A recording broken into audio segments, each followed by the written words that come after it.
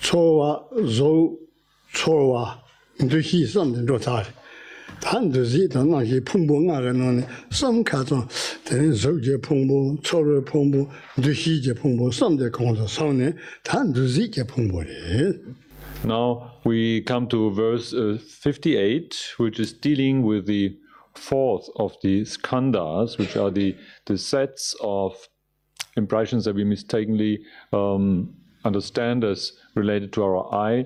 And the three previous ones have been the one related to form, then which is our body, then secondly to the sensation, pleasant, unpleasant, and indifferent, and thirdly to the conceptual perception of the world. And now the fourth one is what is called samskara, or mental formation, mental impulse.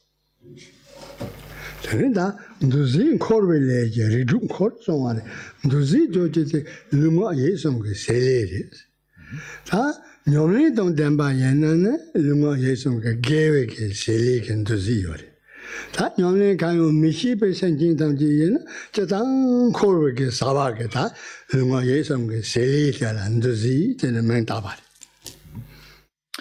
It is the meaning of samskara, or this mental formation, mental impulses, is that it's actually the activity of body, speech, and mind, that which binds us in this world and results in the cause and effect of karma. 제가 코르게 레사니 티근 디베잖아리 레토 냐와 여도 돈도 하마인데 제가 좀 코니 티 레사 버긴 디베잖아 동안다만다니 리둘레 좀 코르도 그래.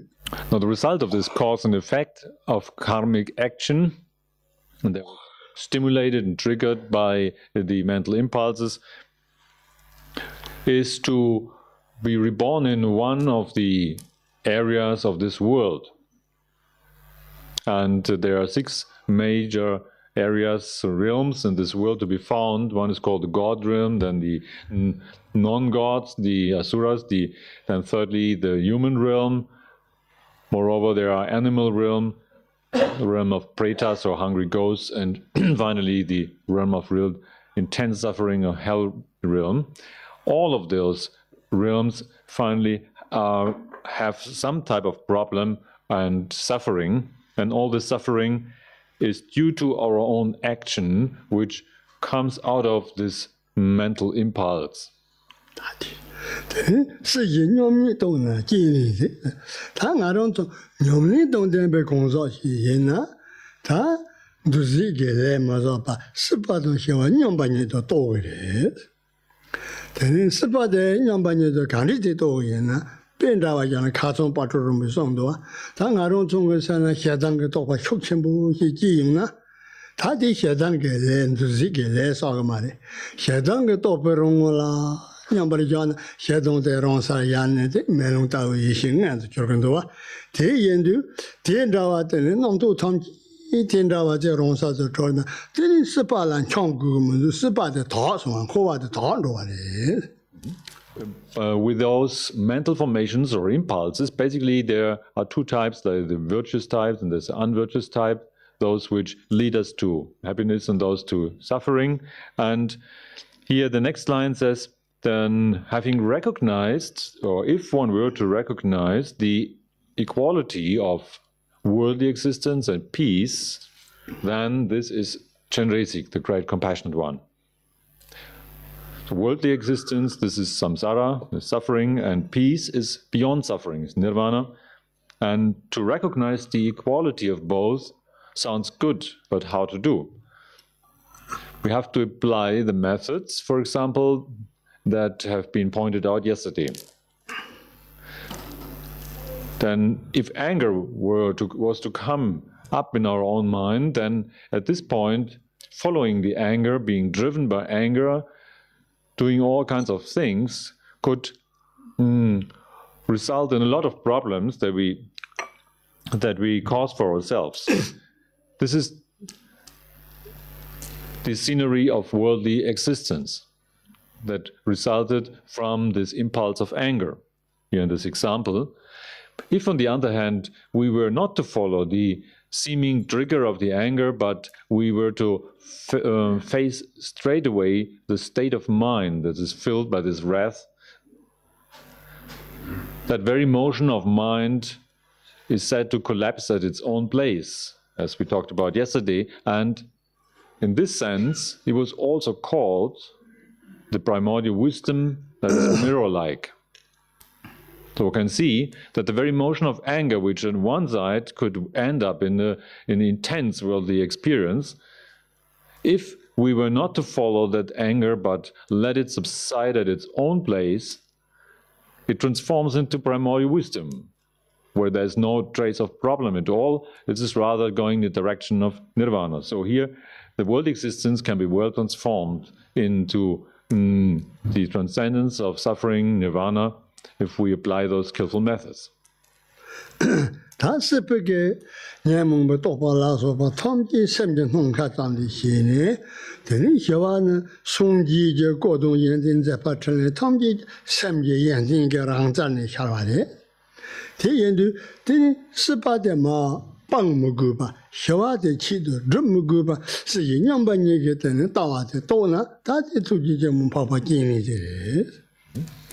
If we were now to realize that the whole amount of thoughts that lead us into this worldly existence, the amount of thoughts that make up this whole world, on one side, and on the other side, that the whole amount of excellence, of quality that attributes to the state of beyond suffering and peace, that both of those come right out of our own mind. That they are but the expressive power of our own mind, that the display or the reflection of the nature of our own mind. In that case, there is no essential difference anymore, and this means to realize the equality of samsara and nirvana.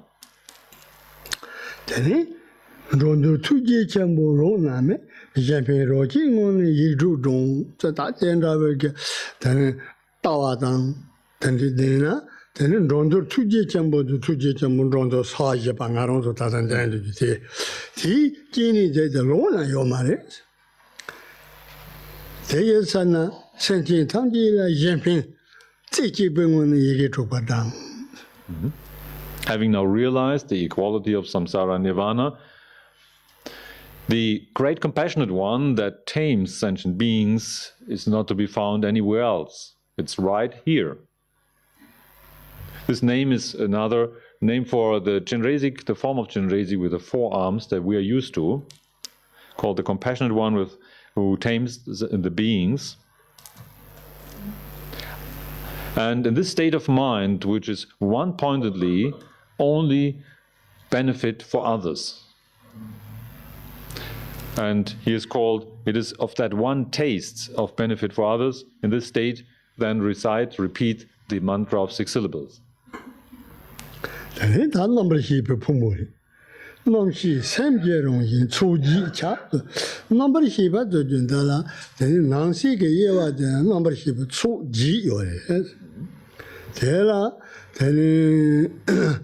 Mega number Shibatan, Nava number Shiba, Naya number Shiba, G number, Luja number Shiba. That tela, Tomiri. Topa Yoma tela. Tenipena, Mega Tombo, Zotondu, Mega number Shiba, the Ombola, Ten Circle, you're the town. That you're the Tongden Tongo Yore, the Mupon Derin, the little Yomare. Navi Dala Tenoji, Naitala Tenoji.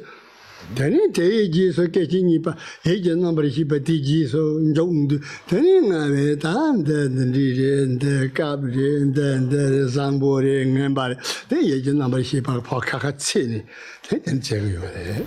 Now we come to the fifth set of events that make us believe that the I is there, and this set or skandha is related to the perceiving consciousness, perceiving consciousness, and there are various types. One speaks of 8 types of perceiving consciousness or 6 types. various classifications. Talking about the six first, then we have them related to the six senses. There is a visual perceiving consciousness, an auditive perceiving consciousness, one that is related to smell, to taste, and to touch, and to the mental phenomena. Each of the senses is perceived by a perceiving consciousness. The specific characteristic here is that this perceiving consciousness is without thought. It's a thought-free, concept-free perception. It means to just merely be aware of that there is something at all. The eye will see something, but it wouldn't know what it is. So it's the eye the eye consciousness that perceives the presence of an object, but in this moment there is no further detail. In the first moment, it's the mere presence of object. In the second moment, the mental activity of intellect will come to fill in the picture with all the details.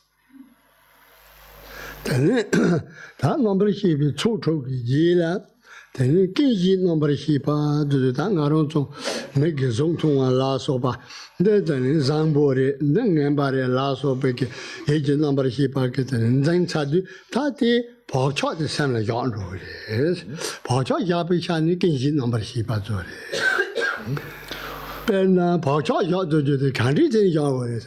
Naronto, Teni Penna Pesha Mumbo, Yang Rimbo Lantana, Emma Gonta Sonja Wandana, Tati Yang Rimbo, Latan de Balatin, Samna Pacha Yatsavari. Pacha Yata, Emma Gonta the Check Tawa training with Ramba Yendo, till the teacher Gila Candy and Song Mundua, Pacha to the Tendavaris.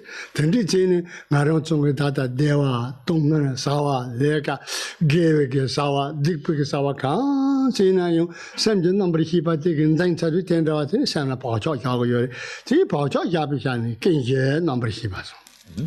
Now, furthermore, there's one type of perceiving consciousness described, and it's called the basic perceiving consciousness. Why? Since there is a phenomenon that we notice that sometimes we, for example, build habits. We have a recitation texts like the Devachan prayer, and once we got used to this, we do this repetitively, then we will notice we don't need even the text to look into. It just comes automatically, word by word comes automatically. It seems to be stored somewhere. So there's a habitual tendency formed, and the function of this habitual tendency is carried out by this perceiving or basic perceiving consciousness, one says. This basic perceiving consciousness stores something that has been evaluated by the mental perceiving consciousness. The mental perceiving consciousness will make an evaluation and say, oh, this is good, this is bad, this I like, this I don't like, I want to do this and I don't want to do that.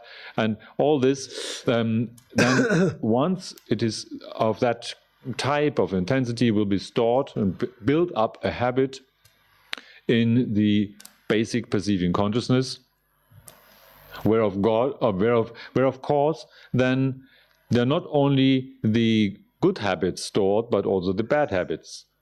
Suffering and pain, as well as pleasure, everything is stored within the basic perceiving consciousness.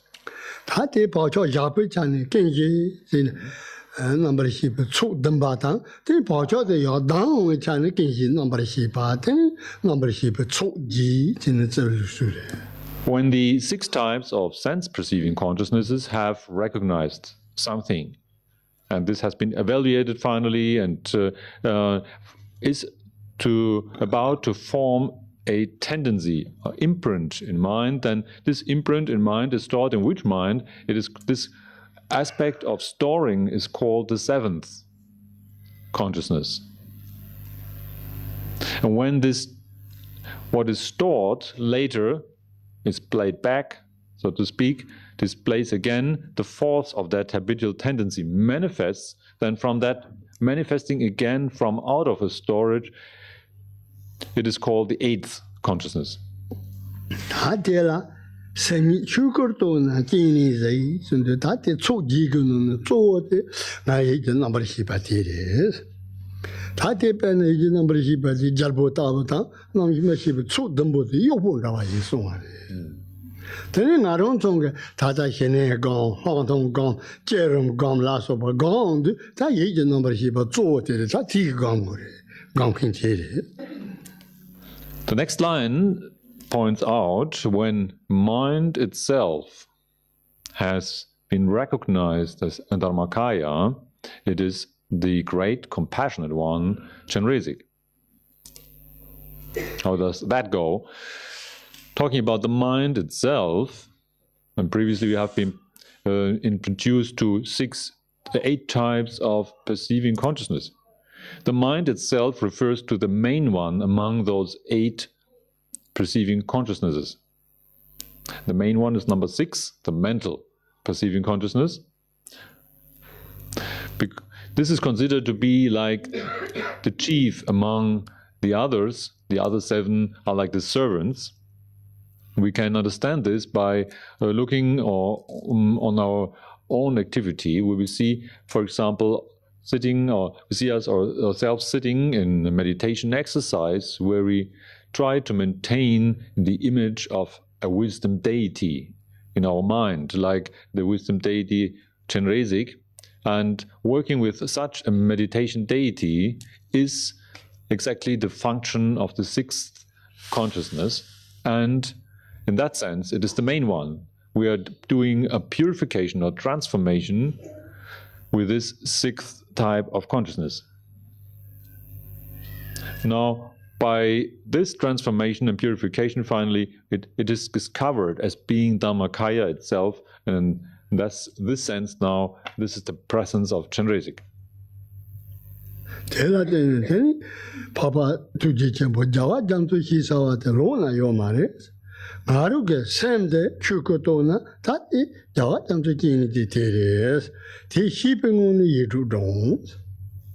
If this is now the case, then the great compassionate one, called the noble Jalwa Jamtso, is not anywhere else. He's not far. It's just right here in this mind that has been discovered as Buddha.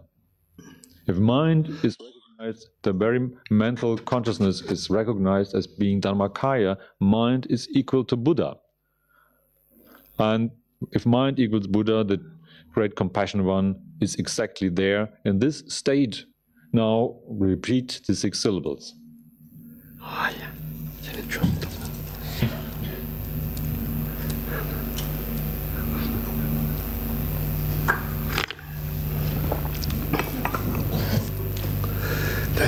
Le nom de Jin Zamba Chingwei Jus, non ton Haro Shina Jin says, Maru Lunda, Maranzu Lunda, Duji Sun Zengores.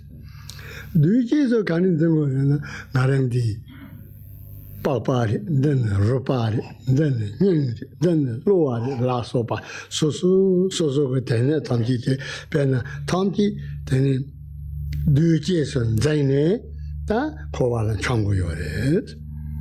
Next line says, the appearance of our body we believe to be of a material, solid type. We comprehend our body image as being made of our skin, flesh, bones, and blood, and so on. And it is kind of a material, solid, and we call truly existing phenomenon. But this very belief in the material existence, where we totally lack the notion of transparency, we don't understand that this is just an appearance without anything behind, and this belief that holds on to the materialistic side of the body makes us being trapped. It's the cause of being trapped and bound within this world.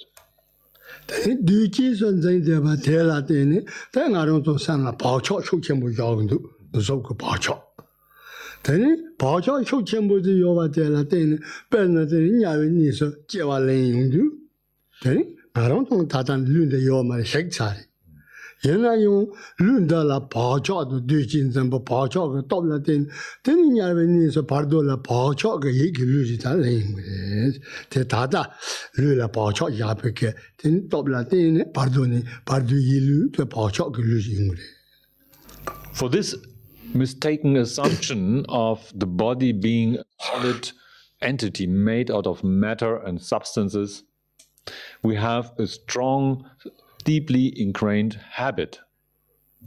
This habit is so strong that even at the time when we have to leave our body, where it definitely is to be deteriorated, then in the state in between the lifetimes and the next life, we will, by the power of this habit, have body again. Let's say we are born in a hell realm, then of course at that time the body that we have right now is long time gone. But still our tendency to have a body is so strong that we will find another one again. The image of the mental image of the body will come up again. And even in the state between the lifetimes and the Bardo state, we move around by having a kind of mental body.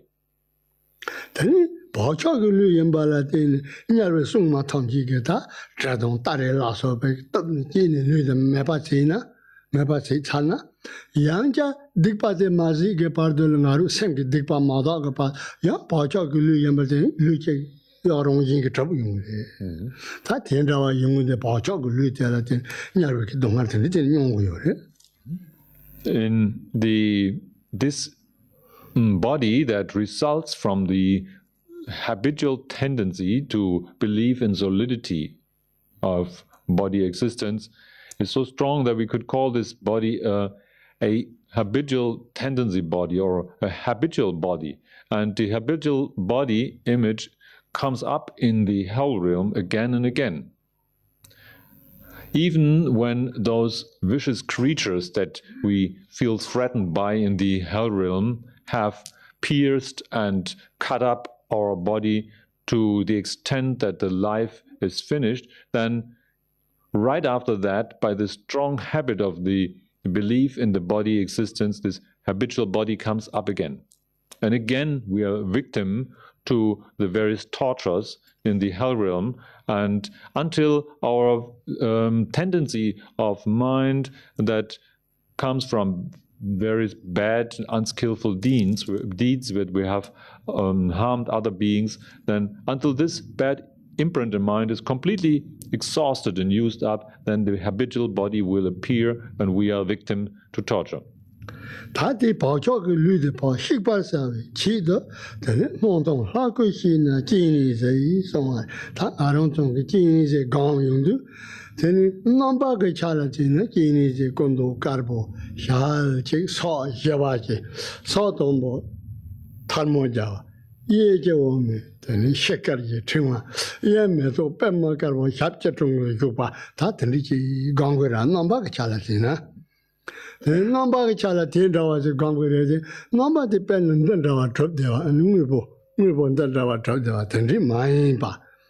Now, number the genie, number now, moon temper madrupan jasan tabo, pen, shed tabo, then your dinner pano jump to one, then you treat in a yanson to one, tender jasan tabo to the gongres. Then Tenda ha gong du, narang chung zubo yana nona nyang dong loa tenne yuma la so mombo yora, teni sha yore, cha yore, tenda rupa yore, tenda mombo yora.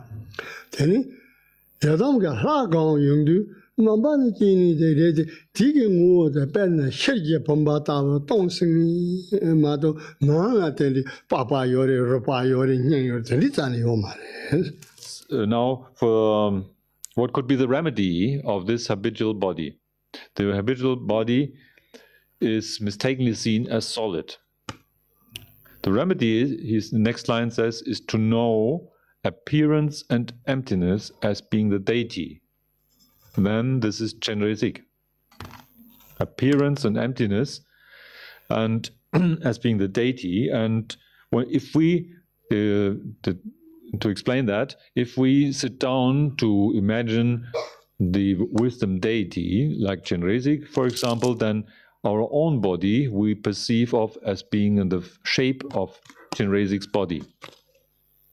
If it's the Chenrezig with 4 arms, then it is white in color, and he has the 2 hands hold together at the hand joint, the palms at the height of the heart, and the right hand holds a crystal mala, and the left hand holds a open lotus blossom, and so on. This appearance of this image of the deity we have very clear in our own mind. However, this is just the shape. Important is that this shape is not like any other material substance that we see in our world. It is to be transparent. It's just a mere light appearance. Transparent in the sense like if it was made out of crystal, that we could look from the front and we can see the things on the back side. We look from the right side and see the things on the left side. It is of the nature of rainbow without any material substance. And not like our own body, where we think the body is filled with all inner organs, has flesh and bones and blood and heart and lung and intestines and so on, then all those details are not necessary for the deity. The deity we think of as just having the outer form precise and clear, no inner substance to think about, transparent like rainbow.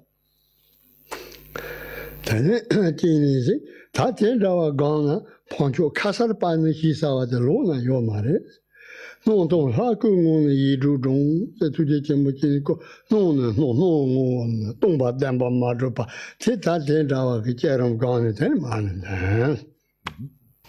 If we manage to do so and get familiar to this, to our own body as being the body of the deity, then the noble Kashyapani is not far, it's right there, and in this state of mind, where our own body is appearance yet empty appearance, the body of the deity, then you recite or repeat the 6 syllables. Yeah,